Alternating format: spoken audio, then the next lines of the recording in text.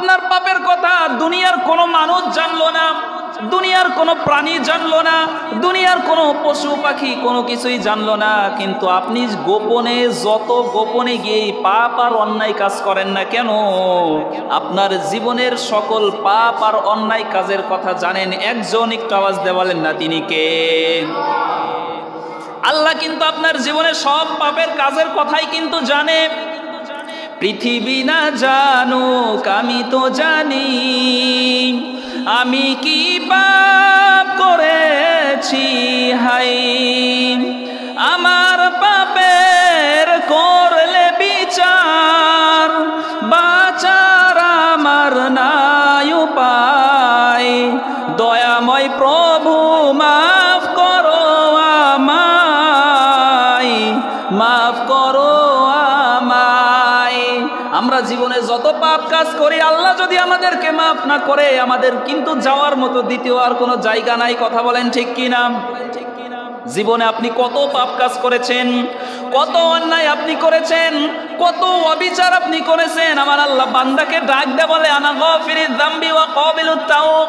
বান্দা তুমি জীবনে কত অন্যায় করেছো, কত পাপ কাজ করেছো, কত নির্যাতন তুমি করেছো, আমি আল্লাহর কাছে এসে যদি তুমি বান্দা মাফ চাও, আমি আল্লাহ কিন্তু তোমার জীবনের সব গুনাহ মাফ করব। দেখেন এখন আমরা অনেকেই হয়তো মনে করতে পারি যে আমি তো জীবনে এত গুনাহ করেছি, জীবনে কোনদিন নামাজও পড়ি নাই, অন্যায় অত্যাচার মিথ্যা পাপাচার এত পরিমাণ গুনাহ করেছি, এত গুনাহকে আল্লাহ মাফ করবে?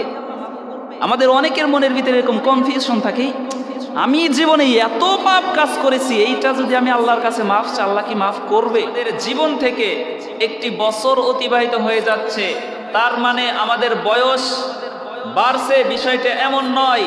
একটি বছর আমাদের জীবন থেকে চলে গেল মানে আমরা মৃত্যুর কাছে একটি বছর একটি ধাপ এগিয়ে আসলাম।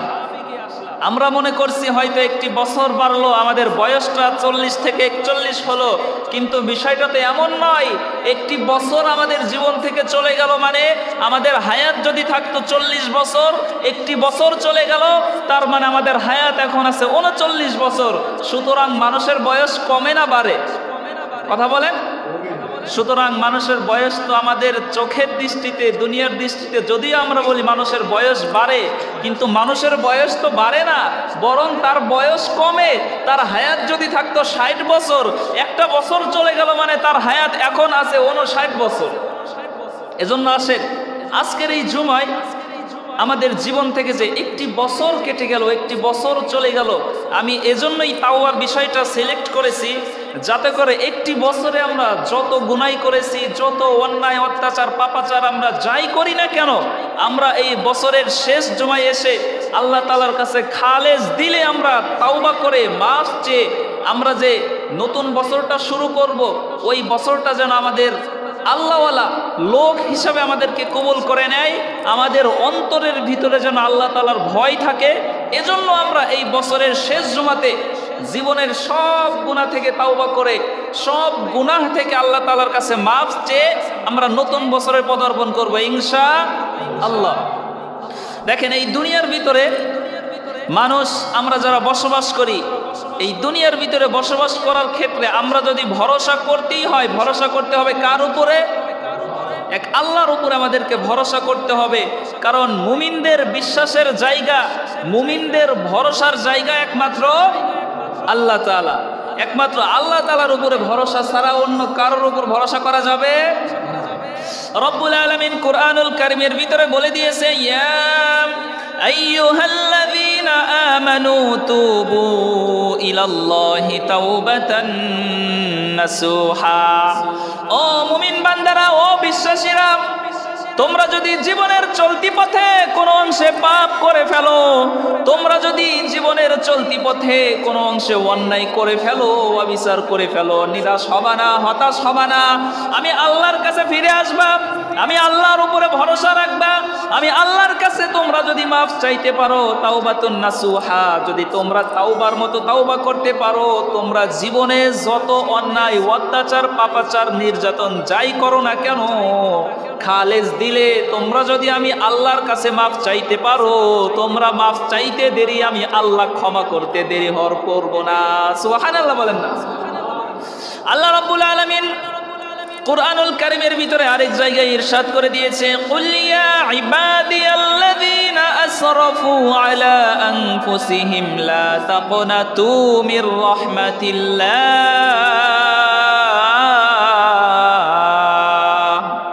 আল্লাহ রাব্বুল আলামিন বলে, গোলাম জীবনে তোমরা যাই করো না কেন, তোমরা জীবনে যাই করো না কেন, লা তাকনাতু মির রাহমাতিল্লাহ, আমি আল্লাহর রহমত থেকে তোমরা নিরাশ হয়ে যেও না।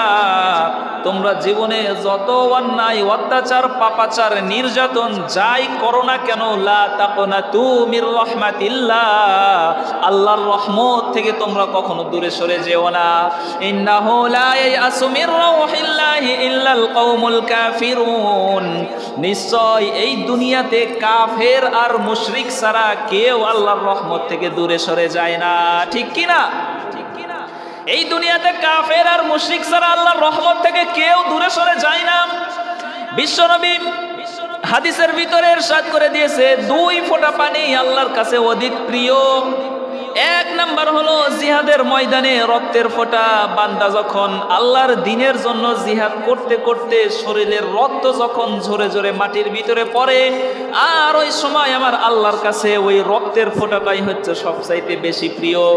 আর দুই নাম্বার হলো অনুতপ্ত বান্দা যখন, কোন গুনাহগার বান্দা যখন অনুতপ্ত হয়ে নিজের গুনার কথা স্মরণ করে নিজেকে অসহায় মনে করে, যখন আল্লাহর কাছে দুহাত পেতে পেতে চোখের পানি ছেড়ে ছেড়ে যখন ওই বান্দাটা আমার আল্লাহর কাছে ক্ষমা চায়, আমার আল্লাহ বলে ওই বান্দা যে চোখের পানি ঝরালো, আমি আল্লাহর কাছে ওই চোখের পানিটা আমি আল্লাহর কাছে বড্ড বেশি ভালো লাগে। একটু চিৎকারটা পড়েন না সুবহানাল্লাহ। এজন্য বিশ্বনবী বলেছে, চোখের পানি আমার আল্লাহর দেখতে বড্ড ভালো লাগে। আপনার জীবনে আপনি কত গুনাহ করেছেন, কত অন্যায় করেছেন, কত অবিচার করেছেন, আপনার জীবনে আপনি যত অন্যায়, অত্যাচার, নির্যাতন যাই করেন না কেন, আমার আল্লাহর ভালোবাসার কাছে আমাদের অন্যায় অত্যাচার কিন্তু কিছুই না। আল্লাহ রাব্বুল আলামিন দেখেন, এই আল্লাহর দয়ার কোনো শেষ নাই, তার রহমতের কোনো শেষ নাই, তার মায়ার কোনো শেষ নাই। আপনি কত অন্যায় করেছেন, জীবনে কত মিথ্যা বলেছেন, কত নামাজ আপনি ছেড়েছেন, কত অন্যায়, অত্যাচার, নির্যাতনের সাথে আপনার জীবনটা আপনি অতিবাহিত করেছেন। আল্লাহ রাব্বুল আলামিন দেখেন ভালোবাসাকে 100 টুকরা করলো।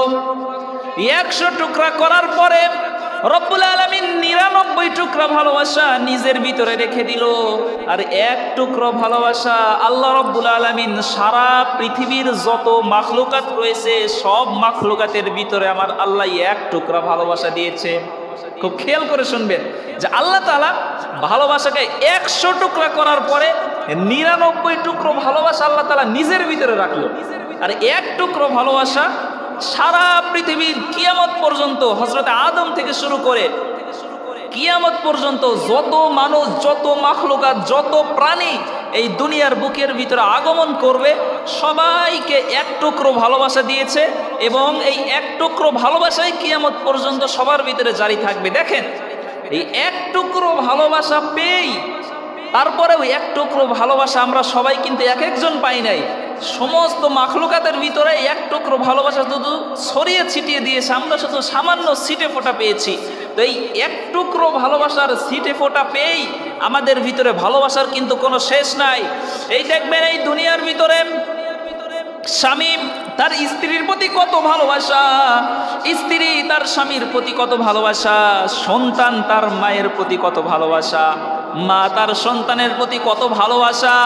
যদি সন্তান একবেলা না খেয়ে থাকে, মা কিন্তু মুখ দিয়ে কোনো খাবার ঢোকায় না, কারণ এইটা এক ফোঁটা ভালোবাসার ছিটে ফোঁটার কারণে।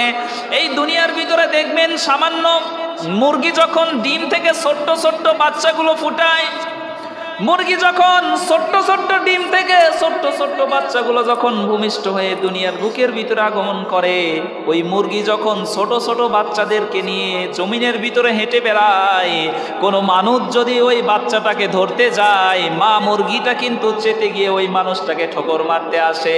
ঠিক কিনা? এই দুনিয়ার ভিতরে দেখবেন যদি একটা ছাগলের বাচ্চা হয়, ছাগলের বাচ্চাটাকে যদি ধরতে চান, দেখবেন মা ছাগলটা কিন্তু চেতে যায়।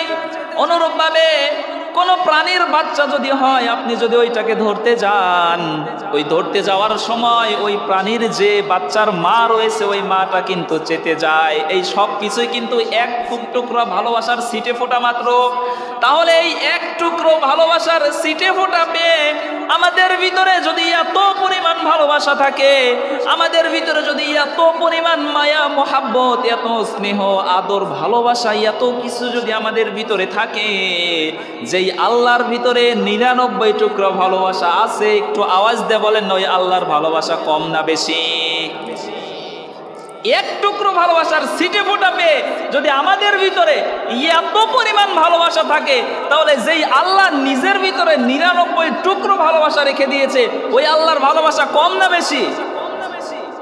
আল্লাহ রাব্বুল আলামিন এজন্য কুরআনুল কারীমের ভিতরে বলে দিয়েছে, ইয়া আইয়ুহাল্লাযীনা আমানু তুবু ইলাল্লাহি তাওবাতান নাসুহা।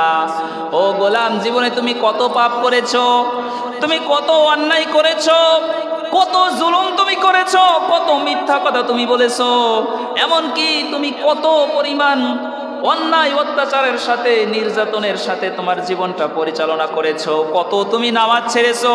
তোমার পাপ আর অন্যায় যদি হয় বড় বড় পাহাড়ের সমান, তোমার পাপ আর অন্যায় যদি হয় বড় বড় পাহাড়ের সমান, আমার আল্লাহ বলে আমি আল্লাহর দয়া আর ভালোবাসা হলো আকাশের সমান।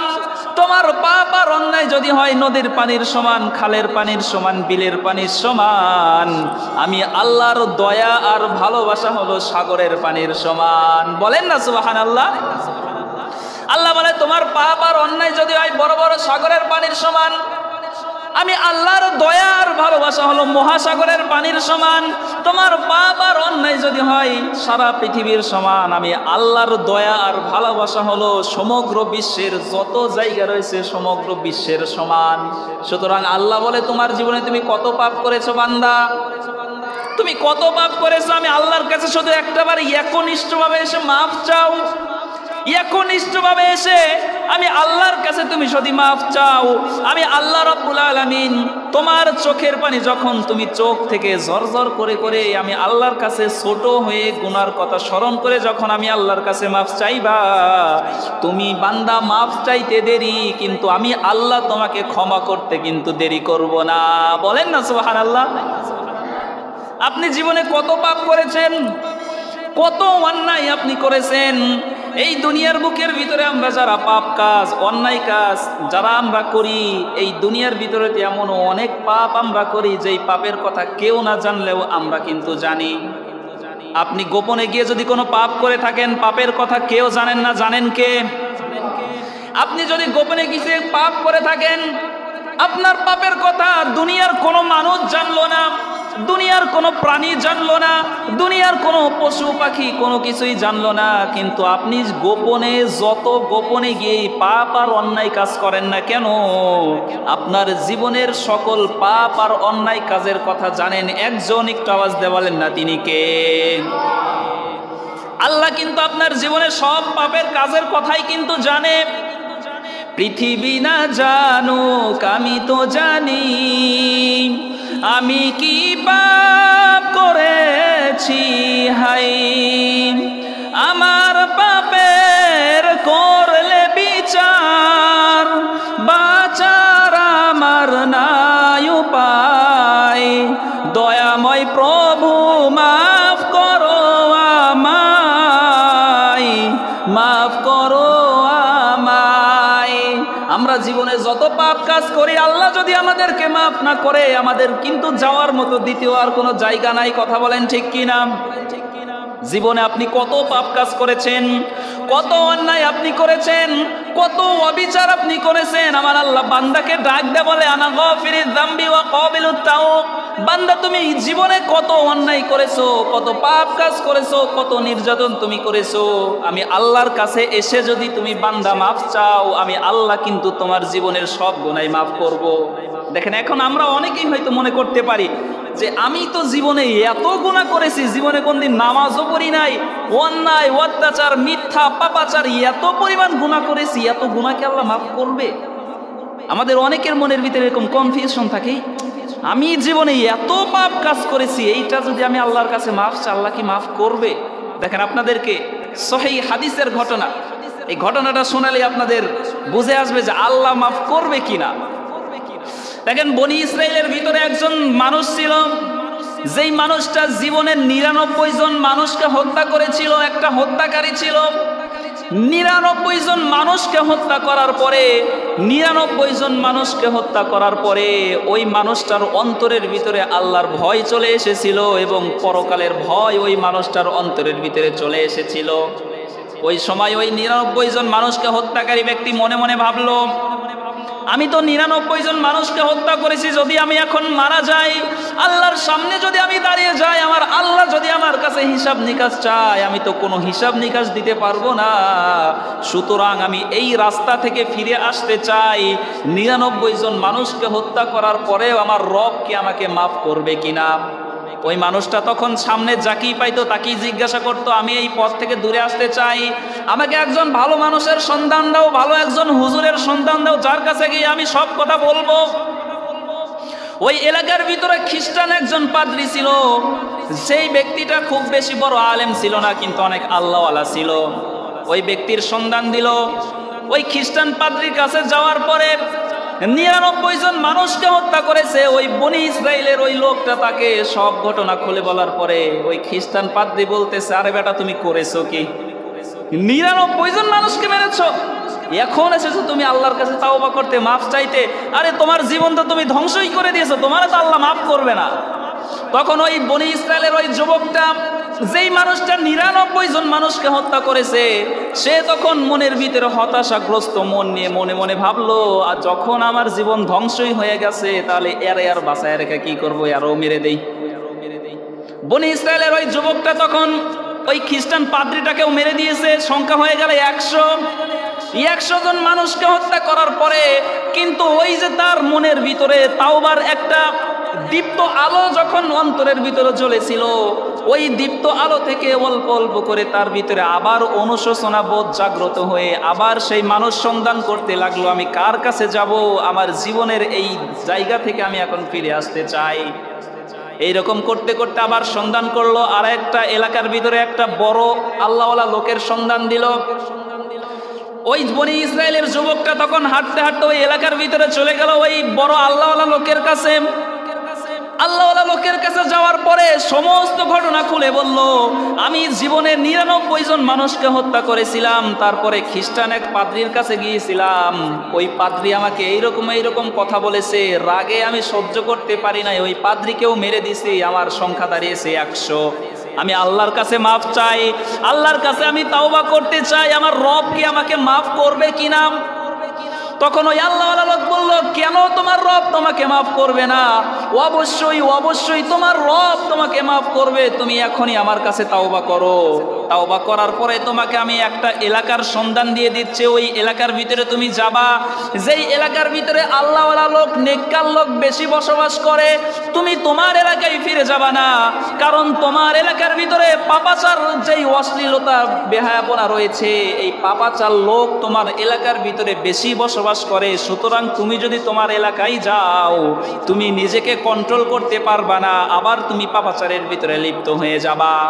সুতরাং আমি তোমাকে যেই আল্লাহওয়ালা, যেই নেককার বান্দাদের এলাকার কথা তোমাকে বলে দিলাম, আমার কাছ থেকে তাওবা করার পরে তুমি ওই আল্লাহওয়ালা লোকের এলাকায় গিয়ে বসবাস করবা, ওই জায়গা থেকে তুমি আর ফিরে আসবা না। বনি ইসরাইলের ওই যুবকটা তখন তাওবা করলো। তাওবা করে ওই আল্লাহওয়ালা লোকের এলাকার দিকে রওনা হয়েছে। হাঁটতে হাঁটতে প্রতিমধ্যে আজরাইল এসে গেছে, মালাকুল মউত এসে গেছে। মালাকুল মউত এসে ওই বনি ইসরাইলের ওই যুবকটার রূহটা কবজ করে নিয়ে চলে গেছে। বনি ইসরাইলের রূহটা যখন কবজ করে নিয়ে চলে যাবে, ওই সময় আল্লাহ রাব্বুল আলামিনের আযাবের ফেরেশতা আর রহমতের ফেরেশতা, দুই দলের ফেরেশতা একসাথে এসেছে। একসাথে এসে আযাবের ফেরেশতা বলতেছে, তার রূহটা আমরা নিয়ে যাব। আবার আল্লাহর রহমতের ফেরেশতা বলতেছে, না না, তার রূহটা আমরা নিয়ে যাব। রহমতের ফেরেশতা বলে, এই ব্যক্তিটা তো আল্লাহর কাছে তাওবা করেছে, সুতরাং এই ভালো মানুষ হিসাবে গণ্য হয়েছে, তার রূহটা আমরা নিয়ে যাব। এইদিকে আযাবের ফেরেশতা তারা এসে বলে না না, তার রূহটা তোমরা নিয়ে যেতে পারো না, কারণ এই ব্যক্তি যে তাওবা করেছে এর তাওবা কবুল হয়েছে কিনা আল্লাহ তো কোনো সার্টিফিকেট দেয় নাই, আমার আল্লাহ তো কোনো ঘোষণা দেয় নাই যে এই ব্যক্তির তাওবা কবুল হয়েছে কিনা, সুতরাং 100টা খুন করেছে, আমরা আযাবের ফেরেশতাই তার রূহটা নিয়ে যাব। এই রকম করে দুই দলের ভিতরে একটা দ্বন্দ্ব লেগে গেল ফেরেশতাদের ভিতরে। আল্লাহ রাব্বুল আলামিন যখন দেখলো রহমতের ফেরেশতা আর আযাবের ফেরেশতা একটা দ্বন্দ্ব লেগে গেছে, আল্লাহ রাব্বুল আলামিন তাদের ভিতরে মীমাংসা করার জন্য তৃতীয় আরেকজন ফেরেশতা আল্লাহ রাব্বুল আলামিন মানুষ রূপে তাদের কাছে পাঠিয়ে দিয়েছে। ওই একজন ফেরেশতা তার কাছে আসছে মীমাংসা করে দেওয়ার জন্য। ওই ফেরেশতা এসে যখন সব দেখলো তাদের ভিতরে দুই দলের ভিতরে দ্বন্দ্ব চলতেছে, আল্লাহ রাব্বুল আলামিন যেই ফেরেশতাটাকে মীমাংসার জন্য পাঠিয়ে দিয়েছে সমস্ত ঘটনা শোনার পরে ওই ফেরেশতা একটা মীমাংসা করে দিল।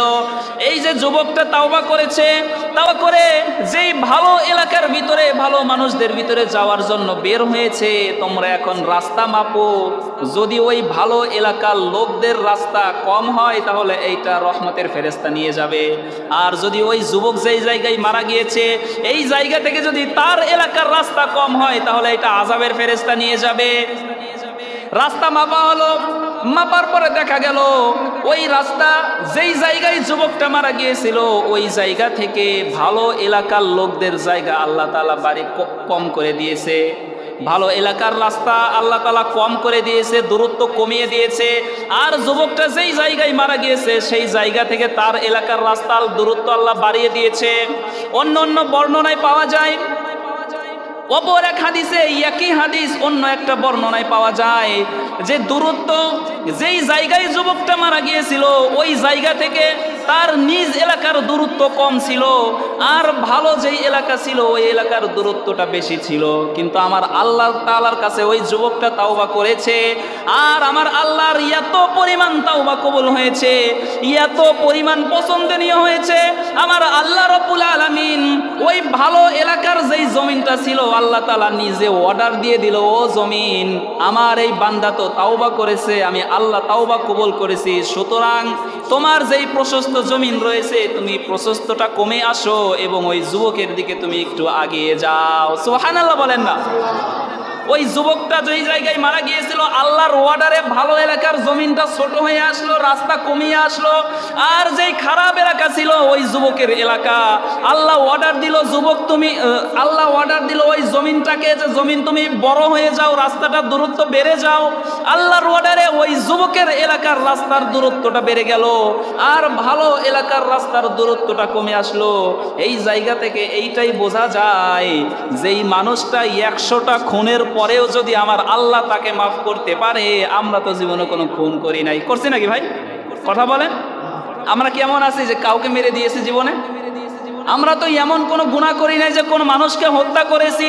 আল্লাহ তাআলা যদি 100টা খুন করার পরে ওই ব্যক্তিটাকে মাফ করতে পারে, তাহলে আমরা জীবনে তো অত বড় গুনাহ করি নাই, তাহলে আমরা যদি আল্লাহর কাছে মাফ চাই আল্লাহ আমাদের কেন মাফ করবে না?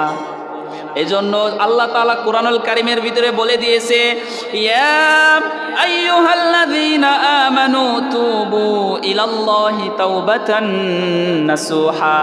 ও গোলাম, ও আমার বান্দা, জীবনে তুমি কত অন্যায় করেছো, কত পাপ তুমি করেছো, কত অবিচার তুমি করেছো, তোমার পাপ আর অন্যায় যতই বড় হোক না কেন আমার আল্লাহর দয়া আর ক্ষমার মহাসাগর তোমার পাপের চাইতেও অনেক বড়। বলেন না সুবহানাল্লাহ? দেখেন আল্লাহ রাব্বুল আলামিন যখন মানুষদেরকে সৃষ্টি করে দুনিয়ার ভিতরে পাঠিয়ে দিল, পাঠিয়ে দেওয়ার পরে আল্লাহ রাব্বুল আলামিন ওই প্রত্যেকটা মানুষের জন্য একটা একটা করে জান্নাত নির্মাণ করলো। এত পরিমাণ যখন জান্নাত নির্মাণ করলো, শয়তান তখন আল্লাহকে ডাক দিয়ে বলে, ওগো আল্লাহ, আপনি যে এত পরিমাণ এত সংখ্যক জান্নাত আপনি বানাচ্ছেন, এত জান্নাত দিয়ে আপনি কি করবেন? আপনার বান্দাদেরকে তো আপনি জান্নাতে ঢোকাতে পারবেন না, আপনার বান্দাদেরকে তো আপনি জান্নাতে ঢোকাতে পারবেন না। আপনার বান্দা যখন দুনিয়াতে জীবন যাপন করবে, আপনার বান্দা যখন দুনিয়াতে বসবাস করবে, আমি শয়তান ওই বান্দার রগের শিরায় উপশিরায় ঢুকে ঢুকে ওই বান্দাকে এমনভাবে ধোকা দেব, ওই বান্দা যখন মসজিদে আসতে যাবে নামাজ পড়ার জন্য, রগের শিরায় উপশিরায় ঢুকে ঢুকে এমনভাবে ধোকা দেব, মসজিদে আসতে দেব না। ওই বান্দাকে আমি শ্বাসটালের ভিতরে অনুষ্ঠানে নিয়ে যাব, ওই বান্দাকে আমি ভালো কাজ করতে দেব না, গানের গানের কনসার্টে নিয়ে যাব, মদের আড্ডাখানায় নিয়ে যাব, পাপ কাজ করাবো, অন্যায় কাজ করাবো, নির্যাতন করাবো, বড় বড় গুনাহ করাবো, তোমার বান্দাদেরকে তো তুমি জান্নাতে প্রবেশ করাতে পারবে না। আমার আল্লাহ তখন শয়তানকে ডাক দেয়া বলে, ইজ্জাতি ওয়াজ জালালি ওয়াত্তিফাই, ও শয়তান শুনে রাখ, আমার ইজ্জতের কসম, আমার জালালিয়াতের কসম, আমার ক্ষমতার দাপটের কসম, আমার বান্দাকে তুই আজীবন পাপ করাবি, অন্যায় করাবি, অত্যাচার করাবি, নির্যাতন করাবি, যত অন্যায় অত্যাচার নির্যাতন যাই করাস না কেন, যদি আমার বান্দা একটা দিন আমার কাছে দাঁড়িয়ে নামাজ পড়ে দু হাত তুলে যখন চোখের পানি ছেড়ে ছেড়ে আমার বান্দা যখন আমার কাছে দোয়া করবে, ওই বান্দা চোখের পানি ছেড়ে নিজের গুনার কথা স্মরণ করে, আমি আল্লাহর মহানত্বর কথা স্মরণ করে, যখন আমি আল্লাহর কাছে নিজেকে ছোট হিসাবে প্রকাশ করে দিয়ে যখন আমি আল্লাহর কাছে মাফ চাইবে, ওই বান্দা মাফ চাইতে দেরি আমি আল্লাহ রব্বুল আলামিন ওই বান্দাকে মাফ করে দিয়ে ওই বান্দাদিদের নাম আমি জান্নাতীদের কাতারে তুলে দেব। আল্লাহ বলে, আরে শয়তান তুই কি করবি? ইজ্জতি ও জালালি ওয়াত্তিফাই, আমার ইজ্জতের কসম, জালালিয়াতের কসম, ক্ষমতার দাপটের কসম, আমার বান্দা আজীবন পাপ করবে, অন্যায় করবে, জুলুম করবে, অত্যাচার করবে, কিন্তু যখন আমি আল্লাহর কাছে এসে মাফ চাইবে, আমি আল্লাহর কাছে এসে তাওবা করবে, ওই বান্দা তাওবা করতে দেরি, আমি আল্লাহ মাফ করতে দেরি নাই, কারণ আমি আল্লাহ ওদেরকে সৃষ্টি করেছি, আমি আল্লাহই ওদেরকে মাফ করব। শয়তান তুই কি করবি? আল্লাহ বলতেছে যে আমি আল্লাহ আমার বান্দাকে মাফ করব, শয়তান তুই কি করবি? এজন্য সম্মানিত প্রিয় ভাইরা আমার, দেখতে দেখতে একটি বছর আমাদের জীবন থেকে অতিবাহিত হয়ে গেছে, তার মানে আমরা একটি বছর মৃত্যুর দিকে এগিয়ে এসেছি। আমাদের যাদের বয়স 41 ছিল, একটি বছর চলে গেল, মানে এখন আমাদের হায়াত আছে আর 40 বছর, সুতরাং এখনো দেরি হয় নাই। আল্লাহ তাআলা বলে, আমার তাওবার দরজা সব সময় খোলা বান্দা, যখন আমি আল্লাহর কাছে তাওবা করবা তখনই আমি আল্লাহ কবুল করব। তবে তাওবা কবুলের কিছু শর্ত রয়েছে, এই শর্তের আলোকে যদি আপনি তাওবা করতে পারেন, ওই তাওবাটাই আল্লাহ কবুল করবে। তার ভিতরে 1 নম্বর শর্ত হলো যে আপনি জীবনে কি পাপ করেছেন, কি অন্যায় করেছেন, ওই পাপ কাজটাকে একদম থামিয়ে দেন, স্টপ মেরে দেন। জীবনে আপনি যেই পাপ কাজের জন্য আল্লাহ তাআলার কাছে তাওবা করতেছেন, 1 নম্বর হলো ওই পাপ কাজটাকে একদম থামিয়ে দেন। 2 নম্বর হলো যেই পাপ কাজের জন্য আপনি আল্লাহ তাআলার কাছে তাওবা করতেছেন, ওই পাপ কাজের জন্য আপনার অন্তরের ভিতরে একটা ঘৃণা সৃষ্টি করে, আল্লাহ আমি জীবনে কি করেছি, আমার দ্বারা তো এই কাজ করা কখনোই উচিত হয় নাই। দেখবেন আমাদের ভিতরে এমন অনেক মানুষ আছে, দেখবেন যে গুনাহ করার পরেই, মানে গুনাহ করে ফেলেছে, সে গুনাহ করে ফেলেছে, গুনাহ করার পরেই তার অন্তরের ভিতরে একটা খারাপ একটা অনুভব জাগ্রত হয় যে না, এই কাজটা আমি করেছি, এটা তো উচিত হলো না। এরকম হয় না ভাই? এরকম হয় না? কথা বলেন। এরকম অনেকে আছে কিন্তু যার অন্তরের ভিতরে আল্লাহর ভয় রয়েছে, ঈমান রয়েছে, ন্যূনতম পরিমাণে ঈমান রয়েছে, ওই ব্যক্তিটা যখন কোনো গুনাহের কাজ করে ফেলে, গুনার কাজ করে ফেলার সাথে সাথে ওর অন্তরের ভিতরেই আল্লাহ তাআলার একটা ভয় জাগ্রত হয়ে যায় এবং একটা অনুতপ্ত ভাব সৃষ্টি হয়ে যায়, হায় হায় আমি কি করলাম, এইটা তো আমার দ্বারা উচিত হয় নাই। তো তাওবা কবুলের 2 নম্বর শর্ত হলো যে আপনি যেই গুনার জন্য তাওবা করবেন, ওই গুনার জন্য অন্তরের ভিতরে একটা ঘৃণা সৃষ্টি করবেন যে এই কাজটা আমি করেছি, এটা তো আমার দ্বারা কখনোই উচিত হয় নাই, একটা ঘৃণা সৃষ্টি করবেন। 3 নম্বর হলো আপনি আল্লাহ তাআলার কাছে ওয়াদা দিবেন, একদম ওয়াদাবদ্ধ হয়ে যাবেন, আল্লাহ জীবনে পারতপক্ষে যেই পাপ কাজের জন্য তোমার কাছে তাওবা করতেছি, এই পাপ কাজ জীবনে পারতপক্ষে আর কখনোই করব না। এইরকম করে আপনি আল্লাহ তাআলার কাছে ওয়াদা দিবেন। আর 4 নাম্বার হলো যদি এইখানে কোনো বান্দার সংশ্লিষ্ট কোনো হক এইখানে জড়িত থাকে, ধরেন আপনি কারোর সম্পদ মেরে দিয়েছেন, কারোর টাকা পয়সা মেরে দিয়েছেন, যদি আপনার এখন সামর্থ্য থাকে সরাসরি গিয়ে তার ওই সম্পদটা, তার হকটা তাকে আদায় করে দিবেন। আর যদি এই সামর্থ্যটা না থাকে তাহলে সরাসরি তার কাছে গিয়ে স্বীকার চাইবেন যে ভাই আমি তো এরকম করেছি, আমাকে একটু মাফ করে দেন। যদি আপনি এইরকম করতে পারেন আর ওই বান্দা যদি মাফ করে দেয়, তাহলে আপনার তাওবা আল্লাহ তাআলা কবুল করবে। এটা বান্দা সংশ্লিষ্ট হকের বেলায়। কারণ আপনি যদি অন্য মানুষের হক মেরে দেন, আপনি যতই একা একা তাওবা করেন, যদি ওই বান্দার কাছে না যান, তার কাছে যদি আপনি না যান, তাহলে তো ওই হকটা কিয়ামতের ময়দানে আল্লাহ তাআলা আপনার কাছ থেকে ওই বান্দাকে আদায় করে দিবে। আর এমন যদি পরিস্থিতি হয় যে আপনি এখন হয়তোবা সরকারি চাকরি করেন, এখন আপনি কুষ্টিয়াতে আছেন পোস্টিংয়ে, কিন্তু আপনার বাসা সেই চট্টগ্রাম, আপনি যখন চট্টগ্রামে বা কুষ্টিয়াতে ছিলেন এই সময় কত মানুষের হক আপনি নষ্ট করেছেন। এখন আপনি আবার সেই চট্টগ্রাম চলে গেছেন, ওই জায়গা থেকে এইখানে এসে তাদেরকে খুঁজে বের করার কোনোভাবেই সম্ভব না, কোনোভাবেই সম্ভব না। যদি এইরকম হয় তাহলে আপনি যেই তার সম্পদ বা টাকা পয়সা মেরেছেন, যদি সামর্থ্য থাকে তার নামে আল্লাহ তাআলার কোনো দিনী খেদমতের জন্য তার নামে তার পক্ষ থেকে আপনি দান করে দিয়ে সবসময় আল্লাহ তাআলার কাছে দোয়া করবেন আর তাওবা করতে থাকবেন। আর যদি তার সাক্ষাৎ পাওয়ার কোনো সম্ভাবনা থাকে অবশ্যই তার সাথে সরাসরি সাক্ষাৎ করে তার কাছ থেকেই মাফ নিতে হবে। সম্মানিত প্রিয় ভাইরা আমার, এই চারটা শর্তের আলোকে যদি কোনো বান্দা তাওবা করতে পারে তাহলে অবশ্যই আমার আল্লাহ ওই বান্দার তাওবা কবুল করবে। আর একটা ঘটনা মনে পড়ে গেছে, যদি সময় অতি সংক্ষেপ, তো আরেকটা ঘটনা বলেই শেষ করে দেবো। এটা হযরতে মূসা আলাইহিস সালাতু ওয়াস সালামের জামানার ঘটনা, যে বান্দা জীবনে কত অন্যায় করে, কত পাপ করে। বিশ্বনবী হাদিসের ভিতরে বলে দিয়েছে যে কোনো বান্দা যখন আল্লাহ তাআলার কাছে তাওবা করে, ওই বান্দা তাওবা করার পরে আমার আল্লাহ ওই বান্দার প্রতি এত পরিমাণ খুশি হয়, বিশ্বনবী হাদিসের দৃষ্টান্ত দিয়ে বলে দিয়েছে, যদি কোনো মানুষ মরুভূমির ভিতরে একটা উট নিয়ে চলতে অনেক মরুভূমির মাঝখানে চলে গেছে, আশেপাশে কোনো ঘর বাড়ি নাই, কোনো গাছপালা, কোনো কিছুই নাই, এমন একটা পরিস্থিতিতে চলে গেছে, ওই বান্দাটা ক্লান্ত হয়ে মরুভূমির ভিতরে তার উটটাকে রেখে ওই বান্দা ঘুমিয়ে পড়েছে। ঘুমিয়ে পড়ার পরে ঘুম থেকে উঠে দেখে ওই বান্দার উটটা ওখান থেকে হারিয়ে গেছে, তার কাছে আর ওই উটটা নাই। ওই বান্দার মৃত্যু এখন নিশ্চিত, কারণ আশেপাশে কোনো ঘর বাড়ি নাই, কোনো গাছপালা নাই, কোনো জনবসতি কিছুই নাই। ওই বান্দা তখন জানে আমার মৃত্যু নিশ্চিত, এইখান থেকে আমাকে কেউ বাঁচাতে পারবে না। এইরকম করে ক্লান্ত শরীর নিয়ে আবার ওই বান্দাটা ঘুমিয়ে গেছে। যখন ঘুম থেকে উঠেছে, ঘুম থেকে ওঠার পরে দেখে তার উটটা আবার তার পাশেই দাঁড়িয়ে আছে। তো ওই মৃত্যু নিশ্চিত জেনেও ঘুমিয়ে যাওয়ার পরে ওই ব্যক্তিটা যখন উটটা ফিরে পেলে যেই রকম খুশি, যেই রকম আনন্দ অনুভব করবে, আমার আল্লাহ বলে বান্দা যখন গুনাহ থেকে আমি আল্লাহর কাছে তাওবা করে তার চাইতেও বেশি আমি আল্লাহ ওই বান্দার প্রতি খুশি হয়ে যাই। সুবহানাল্লাহ বলেন না? দেখেন বনি ইসরাইলের ভিতরে হযরতে মূসা আলাইহিস সালাতু ওয়াস সালামের জামানায় তার সম্প্রদায়ের ভিতরে একবার দুর্ভিক্ষ দেখা দিল। ওই সময় বনি ইসরাইলের প্রায় ৭০,০০০ লোক হযরতে মূসা আলাইহিস সালাতু ওয়াস সালামের সম্প্রদায়ের ভিতরে ছিল। ওই সময় তাদের ভিতরে কোনো খাদ্যশস্য হতো না, কোনো শস্য জন্মাতো না, ফল ফলাদির গাছ ও সব কিছু হতো না, নষ্ট হয়ে গেছে। এমন একটা দুর্ভিক্ষ দেখা দিয়েছে। ৪০টা দিন যখন অতিবাহিত হয়ে গেল, সকল মানুষ, সকল পশু পাখি, সকল প্রাণীরা যখন মৃত্যুর একটা পর্যায়ে উপনীত হয়ে গেল, ওই সময় সবাই মিলে হযরতে মূসাকে ধরেছে, ওগো আল্লাহর পয়গম্বর মূসা, তুমি তো সরাসরি আল্লাহর সাথে কথা বলো, তুমি একটু আল্লাহর কাছে দোয়া করো না, আল্লাহ যেন আমাদের উপর একটু বৃষ্টি বর্ষণ করে। সবাই মিলে একটা খোলা ময়দানে গেল। অনেক বিশাল ঘটনা, আমি সংক্ষেপে করে বলছি। সবাই মিলে একটা খোলা ময়দানে গেল। খোলা ময়দানে যাওয়ার পরে সবাই মিলে একত্র হয়ে আল্লাহ তাআলার কাছে হাত তুলে তুলে কান্নাকাটি করে দোয়া করতে লাগলো, আল্লাহ জীবনে আমরা যাই করেছি আমাদের উপরে তুমি রহম করো, বৃষ্টি নাজিল করো। যতই দোয়া করে রোদের তীব্রতা আরো বেড়ে যায়, যতই দোয়া করতে লাগে রোদের পরিমাণ আরো বেড়ে যায়।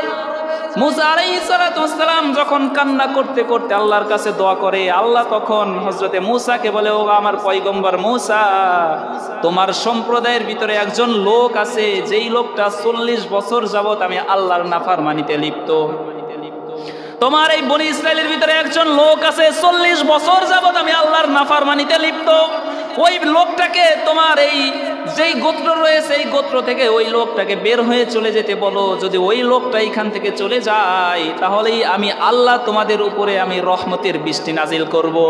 হযরতে মূসা তার সম্প্রদায়ের ভিতরে ঘটনাটা বলল, আমার সম্প্রদায়ের ভিতরে কে আছো ৪০ বছর যাবত আল্লাহর নাফরমানি করো, সেখান থেকে বের হয়ে যাও।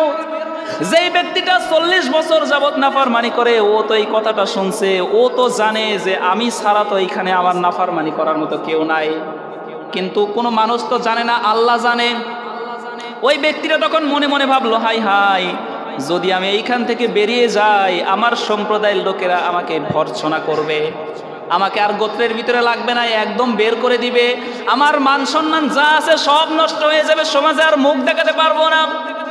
ওই ব্যক্তিটা মাথার উপরে একটা চাদর দিয়ে তার সারা শরীর ঢেকে নিয়ে ওই চাদর মুড়ি দিয়ে দুহাত তুলে ওই গোত্রের ভিতর থেকেই আল্লাহ তাআলার কাছে দোয়া করলো, আল্লাহ জীবনে ৪০ বছর যাবত তোমার নাফরমানি করেছি, তুমি ধরো নাই, 40 বছর যাবৎ তোমার নাফরমানিতে লিপ্ত ছিলাম, তুমি কিছু বলো নাই, কিন্তু আজকে এমন একটা পর্যায়ে চলে এসেছে আল্লাহ, যদি আমি এখন এই সম্প্রদায় থেকে বের হয়ে চলে যাই, আমার তো মান সম্মান, কোনো মানুষের সামনে আমি আর মুখ দেখাতে পারবো না। আল্লাহ, আমি আমার ভুল বুঝতে পেরেছি, আমাকে তুমি মাফ করে দাও। এইদিকে যখন ওই নাফরমানি ব্যক্তিটা আল্লাহ তাআলার কাছে দোয়া করতেছে, এইদিকে দোয়াও শেষ হয় নাই, দোয়া শেষ হওয়ার আগেই আমার আল্লাহ তাদের উপরে রহমতের বৃষ্টি নাজিল করে দিছে। এইদিকে হযরতে মূসা আল্লাহকে বলে, আল্লাহ কি ব্যাপার? কারণ হযরতে মূসা তিনি একটু অন্য কোয়ালিটির মানুষ ছিল, কিছু হলেই সরাসরি আল্লাহর সাথে তর্কে লিপ্ত হয়ে যেত, সরাসরি আল্লাহকে শুধু প্রশ্ন করতো, আল্লাহ এইটা কেন হলো, এইটা কেন হলো। হযরতে মূসা আলাইহিস সালাতু ওয়াস সালাম আল্লাহ তাআলার কাছে, হযরতে মূসা আলাইহিস সালাতু ওয়াস সালাম বলল, আল্লাহ এই ব্যক্তিটা এখান থেকে তো বের হয় নাই, তাহলে তুমি কেন এই রহমতের বৃষ্টি নাজিল করলা? আল্লাহ তখন হযরতে মূসাকে বলে, মূসা যেই ব্যক্তিটা 40 বছর যাবত আমি আল্লাহর নাফরমানি করেছে, যেই ব্যক্তিটা 40 বছর যাবত আমি আল্লাহর নাফরমানি করার পরে ওই ব্যক্তিকে আমি রিজিক দিয়েছি, সবকিছু দিয়েছি, ওই ব্যক্তিটাকে আমি আমার জমিনে বসবাস করার সুযোগ দিয়েছি, এখন ওই ব্যক্তিটা আমি আল্লাহর কাছে এসে তাওবা করেছে, আমি আল্লাহ কি করে না পারি ওই ব্যক্তিটাকে মাফ করতে? হযরতে মূসা বলে, আল্লাহ তাহলে ওই ব্যক্তিটাকে আমি একটু দেখতে চাই। তখন আল্লাহ মূসাকে বলে, মূসা যেই ব্যক্তিটা 40 বছর নাফরমানি করেছে আমি কারোর কাছে প্রকাশ করি নাই, আর ওই ব্যক্তিটা এখন নাফরমানি থেকে ভালোর পথে এসেছে, আমি আল্লাহ ওকে মাফ করে দিয়েছি, এখন তুমি কিভাবে আশা করো তাকে আমি সবার সামনে প্রকাশ করব? তাহলে 40 বছর নাফরমানি করার পরেও যদি আল্লাহ মাফ করতে পারে, 100টা খুন করার পরেও যদি আল্লাহ মাফ করতে পারে, তাহলে আমরা তো এত পরিমাণ নাফরমানি করি নাই, আমরা তো এত পরিমাণ বড় বড় গুনার কাজও করি নাই, যেই গুনার কারণে আমরা যদি আল্লাহর কাছে মাফ চাই আল্লাহ আমাদেরকে মাফ করবে না। এই জন্য সম্মানিত প্রিয় ভাইরা আমার, আসুন, যেহেতু একটি বছর আমাদের জীবন থেকে অতিবাহিত হয়ে চলে গেল, মৃত্যুর জন্য আমরা একটি স্টেজ উপরে উঠে গেলাম, মৃত্যুর অনেক কাছাকাছি চলে এসেছি, সুতরাং আজকেই আমরা প্রতিজ্ঞাবদ্ধ হয়ে যাব এবং আল্লাহ তাআলার কাছে জীবনে যাই করেছি, যত গুনাহ করেছি, রাত্রিবেলায় উঠে 2 রাকাত নামাজ পড়ে যদি আপনি আল্লাহ তাআলার কাছে হাত তুলে কান্নাকাটি করে করে দোয়া করতে পারেন, আমার আল্লাহ অবশ্যই আমাদেরকে মাফ করবে।